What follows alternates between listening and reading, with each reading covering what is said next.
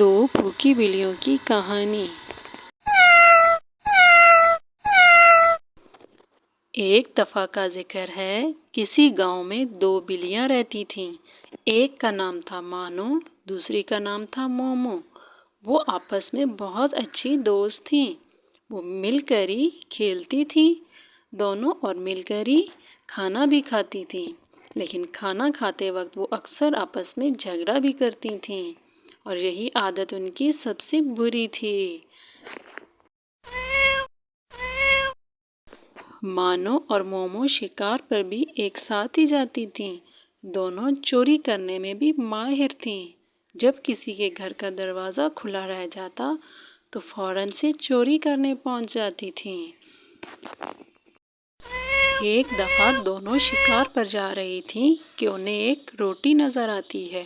وہ دونوں بہت ہی خوش ہوتی ہیں اور روٹی کے لیے آپس میں جھگڑا کرتی ہیں۔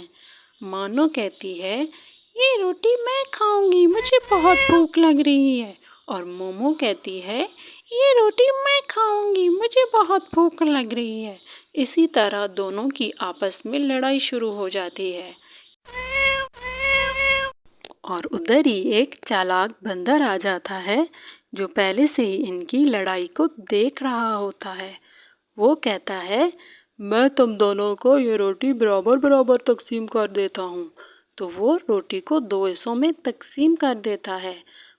وہ کہتی ہے کہ ایک روٹی کا ٹکڑا بڑا ہے۔ بندر کھا کے کہتا، ابھی برابر کرتا ہوں۔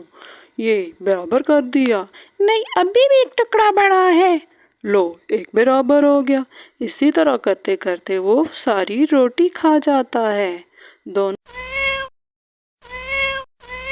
بلیاں دیکھتی ہیں کہ چالاک بندر ہماری ساری روٹی کھا گیا ہے، تو وہ دونوں سر پکڑ کے بیٹھ جاتی ہیں کہ یہ ہم نے کیا کر دیا، ہم نے تو بہت بڑی غلطی کر دی۔ ہم دونوں برابر برابر خود ہی تقسیم کر کے کھا لیتے۔ دیکھو بچوں، اس کہانی سے ہمیں یہ سبق ملتا ہے کہ مل جل کر رہنا چاہیے، اتفاق میں برابر۔